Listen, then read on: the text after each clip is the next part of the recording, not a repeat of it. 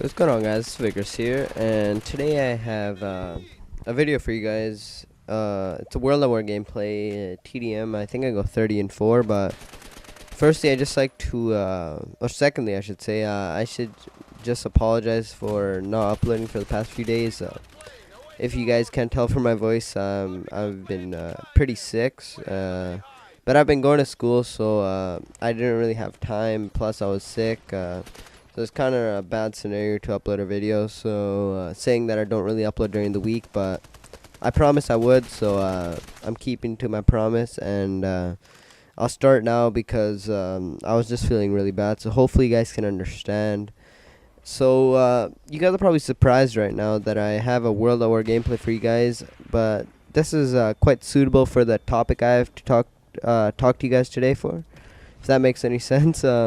Pretty sure that it made no sense, but I'll just get right to it. So what do you think? I'm asking you guys a question here. Just tell me in the comments below what you guys think of the FPS, just FPS games in general and where they're going, because I'll give you my perspective or my opinion rather. So COD 4 was my first Call of Duty, and I think I got it in the summer of 2008. I was probably like, I don't know, like 11 or 12 years old, and I got it about 8 or 9 months after it came out. So when I got it, I was just terrible. Like, I'm pretty sure my KD was around like 0.4, 0.5, but now I got it up to like 1.1 after with like I don't even know how many kills, at least 50,000 kills. So that just goes to show how much you improve over time. But as I was saying, COD 4 was just a really good first-person shooter because you just couldn't pick it up the first time and just do good in it, because it actually took some maneuvering, some gun skill, I should say, as well. But it's not like, I'll get to this after, but I think COD 4 and World at War, they really took the most gun skill. They weren't really noob-friendly, I should say, because as I'll get to later, the next 3 games were kind of noob friendly, and I think Activision tried to go more mainstream with their games. So I think this will really hurt them in the long run. But I'll just give you guys some more perspective here so you guys can relate.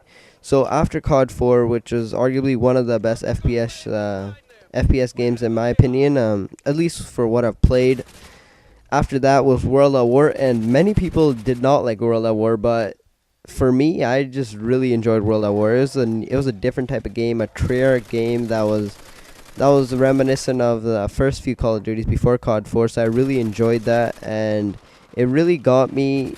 It just took a lot of gun skill. Like, in this game, you just can't shoot somebody like in MW3 with a Type 95 and one-shot them. The closest thing to a Type 95 in this game would be either sniper if you're really good, or M1A1 carbine. So this game, COD 4 and what's the game called? World at War. Sorry about that, guys. COD 4 and World at War really took a lot of gun skill, and it just was a blast. Because honestly, I would play these 2 games for hours on end. That's how good they were. But moving on to MW3, and also to add, I forgot to add this, for World at War and COD 4, the maps were intensely good.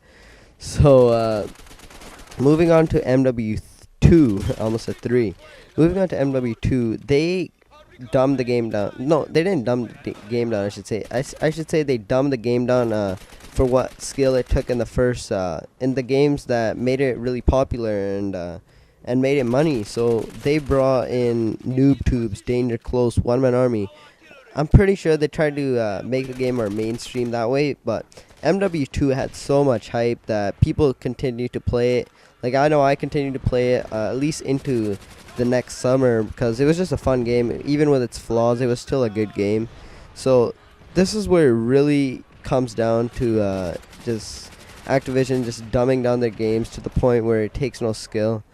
So here is Black Ops. Black Ops comes out, and everybody, and okay, for the past 2 COD games, Call of Duty games, MW3 and Black Ops, everybody loves the game the first, let's say, 3 or 4 weeks, and after that, it's the honeymoon stage. After that's over, everybody's like, okay, I'm gonna return this game. and that just goes to show how many flaws the games really have, and how much and like how the developers didn't really spend all much time on making the games. And here I get a guy in God mode, but the game's already dead. Not that many people played, so you can't really blame Treyarch, but they should really fix that. So as I was saying, guys, I went on a bit of a tangent there. So the games were really, like, they were flawed. People, I should say the developers, they didn't really spend that much time on them, I think, because Black Ops had a second chance or whatever, and just the FAMAS just wrecked the game, in my opinion, for Black Ops. They should have balanced the game better. And this video is coming to an end, guys, so I'm just gonna quickly summarize MW3 for you. So MW3, it's probably one of the most flawed Call of Duties, in my opinion. That and Black Ops, Dead Man's Hand, Second Chance, or whatever it's called, Final Stand, it just really wrecked the game. They did some good things, but I think the game has little balance. They didn't perfect it like they did for the first Call of Duty game. So in my opinion, the first two COD games are just insanely good, but it's kind of sad that they've died off. So hopefully Black Ops 2, if that's what it's called, will go back to just the roots of what made Call of Duty fun, and just a blast to play with friends and just dominating in public matches. So I might have missed something. I might upload another video relating to this, because this gameplay is kind of short, about 7 minutes.